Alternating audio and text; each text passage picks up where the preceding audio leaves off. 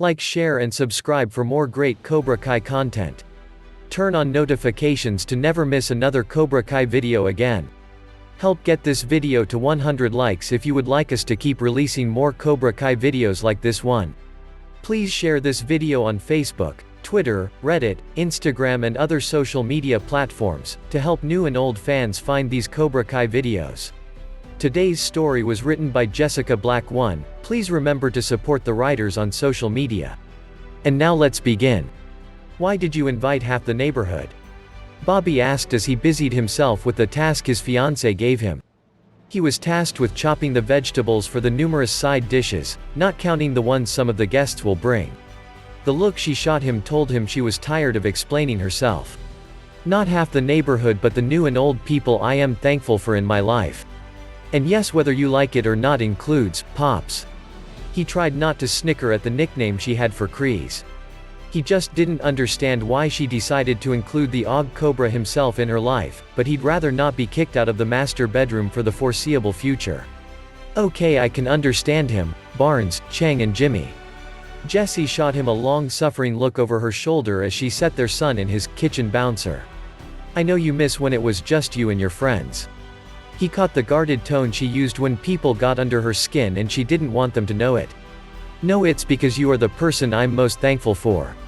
He pulled her into his arms and held her tight. Still, I guess I can tolerate them for your sake. Who is bringing the turkeys this year?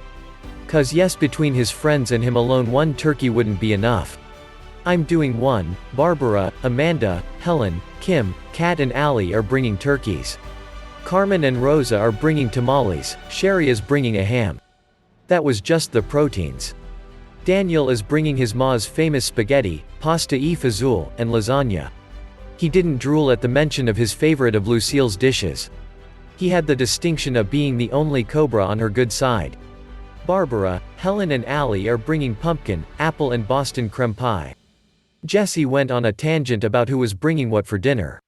He could go on letting her think she didn't play a big role in surviving his severe PTSD, but that would be dishonest. Before our paths collided, I lived a miserable, solitary existence. As she began to protest, he placed a finger to her lips, ignoring the flames that threatened to ignite between them. Before you, I almost never spent the holidays with friends or the family alive I talked to. The day I pulled you away from incoming traffic was the day I truly started to care for anything beyond the mission at the moment. Since that disastrous tournament, I carried tremendous guilt for what I did, for what I was capable then as a kid. Since that tournament, I didn't care about anything at all. It's a wonder I made it through the 90s and early 10s until I met you. The tears in her eyes made him realize why she hadn't set a date for their wedding. While she accepted his proposal months ago, his speech wasn't as true to them as this was. It wasn't what you hoped for then, was it? He thought it was as romantic as she deserved, but it was way too cliché. Well, you surprised me, and I always wanted to feel like a princess. But it wasn't intimate like I'd dreamed of when we first started living together. Now this speech is what suits us best. Jessie flushed as she leaned up and kissed him for a second before she got out of his reach and turned on the various pots and pans to prepare the dressing and sides. You dreamed of me proposing when you moved in? Bobby felt relieved by this. Well, neither one of us half-asses anything, and when you demanded I move in after 2 years of dating, I knew then that things were headed in that direction. A couple hours later, with the bird thoroughly violated and stuffed with dressing in the oven, she began work on one of the only desserts she could make. No-bake cookies. She saw from the security cameras the first of her guests arrive. Helen slowly waddled up the walk with Dutch and Silver carrying the dishes, with their youngest carrying a bottle. Seeing that she was at a good stopping place with her dessert, she headed out to the door to greet her guests. Bobby was in his den with their son, no doubt teaching him the family business. Honestly, she felt jealous that he had a stronger bond with Jimmy than she did. She didn't begrudge him it, because she was unfortunately detained for nearly 2 weeks. 2 crucial weeks to form a bond. Stop it. Helen scolded as she hugged Jessie when she opened the door and led the way into the kitchen, unintentionally ignoring Silver. She had no ill will towards the terminally ill man. Or towards Cheng for that matter. No, the one person she hated for not getting to bond with her son right after he was born is chosen. After Dutch and Silver, and she could see the visible hostility Dutch had for the man plain as day. Put the turkey in one of the 9 other ovens not occupied. And the pumpkin pie in one of the 3 stainless steel fridges they left the room. Where do you want me to put this, Jessie? Elaine asked as she shoved a raven strand behind her ear. It was a bottle of sparkling cider. She motioned to the unused fridges that held bottles of wine before she moved in. Now it held the bottles of sparkling cider used during special occasions. How's college? She asked the 19-year-old. Elaine sighed as she helped her mom into her chair. At almost 8 months, Helen needed to keep everything to a minimum, being high risk at her age. Pre-med is kicking my ass, but... Elaine instinctively corrected at her mom's pointed look. Jessie fought back the snicker because she is just that bad around her own mother. Well, it isn't too late to choose another major. I've always said you could be whatever you wanted when you grow up. Elaine had a stubborn look on her face as she replied. I've wanted to be a pediatrician since I was 6. So no, Mom, I'm going to stick it out. Helen had a proud smirk on her face. That's my baby girl. Jessie guffawed at Elaine's affronted look. Mom, I'm 19. Not a baby. Doesn't matter how old you are, you'll still be my mini-me. Helen rejoined. Are moms always like that? Jasmine Oliver asked. Jessie turned to the door as 3 of Encino's newest residents arrived. Where do we put these? Kim asked with a smile on her face. The pies can go into the pie fridge, Jessie showed Kim as she opened the fridge in question. The turkey can go into that oven. She pointed to one of 8 other ovens she had preheated when she put hers in the oven. As was routine when she started hosting the holiday dinners. She watched as Dr. O put the turkey in. The men are in the den watching the cowboys tame the lions, he snickered as he went to join the other men. I would hardly call it a game, being so one-sided, makes me almost ashamed to be from Michigan. She explained to Kim, who just nodded her head. I'm surprised there's still a team with their infamous record. Jessie then turned to Elaine and Jasmine. Aisha and Robbie are getting Christmas decorations out in the living room. She sent the 2 teenage-age girls into the living room and spent the next hour chatting with her friends as they arrived and showed them where to put the turkeys and sides. The men she'd send to the den, and the new generation of Miyagi Kai into the living room where she could hear talking and laughter. Am I late? Pops asked as she gave him a stiff hug which he returned equally stiff. They were still feeling each other out. She's no fool despite what most think of her life's choices. She just chose to live her life the way she saw fit, and the mistakes she made she learned from. As far as Pops goes, she knows he wasn't a good man in the past, that he still wasn't a good man just because he turned on Chosen. However, as long as he doesn't mislead her, she'll accept him in her and Lil Jimmy's life. The women are in the kitchen, Miyagi Kai. She caught his grimace at the name. Are in the living room setting up Christmas decorations, and the men are in the den. She gave him the no-win choice. His smirk told her he knew what she was up to. The kitchen. He told her instantly. There was no right choice in that bunch, just what he could handle most. Follow me. She smirked as she led him into the viperess's nest.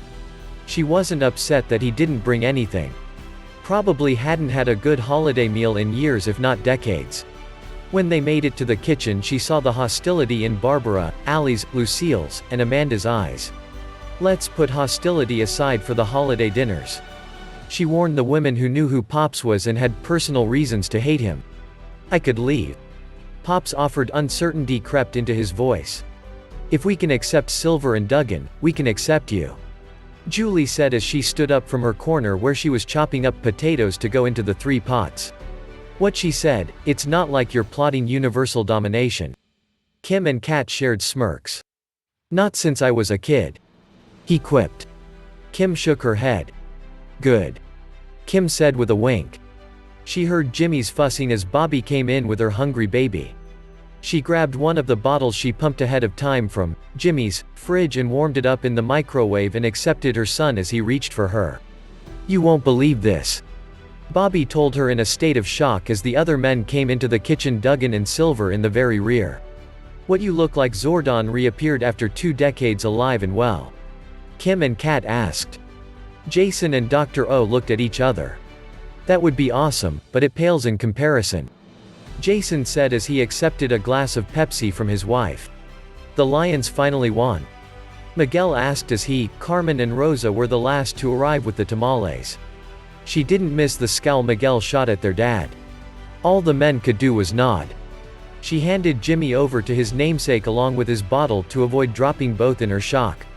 A couple hours later, after the announcement that hell froze over happened, dinner was ready. Miguel sat between his girlfriend and her brother as he couldn't help the anger he felt towards his dad. His mom and abuela were seriously hurt several months back because of his connections with Chosen. Kid cut the man some slack, he had nothing to do with it. Boiling hatred filled the pit of his stomach as Silver spoke to him low enough from across the table. His girlfriend squeezing his hand prevented him from being a total Gryffindor. Like it or not, he's right, beside Jesse would school our butts in the ring out back if we caused a major scene. Miguel shuddered at that one. He's sparred with the older woman several times since the new Miyagi Kai opened in September. If he thought his original sensei was bad, her and Kreese made him seem tame.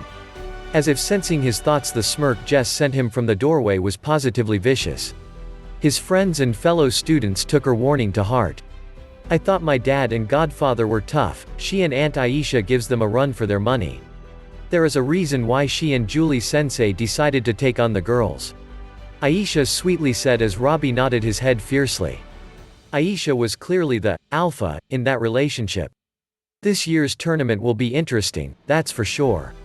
Robbie added as he rubbed his shoulder with a smirk in his direction. What tournament? Dave Mills asked from the other side of Anthony. He forgot Dave, Hannah and Jasmine were the new transfers. He and Robbie shared a look as they gave them the quick rundown on the tournament. Dave and Hannah shared a look. Dave seemed alright but had a bit of hero worship to his sensei which seemed to border on obsession. Not that he blamed the new kid, once you got past Johnny sensei's exterior, he was a cool guy. Hannah though, is how should he put it in Percy Jackson terms? A daughter od Aphrodite. She is nice enough but he caught the hungry look in her eyes when she laid eyes on several boys in school, him in particular. Sam shot the V-press in disguise, a dark look shared by Aisha and Moon. Relax, you're the one I want. He whispered in her ears that made her shudder. He didn't yelp as her brother gave his shins a particularly sharp kick.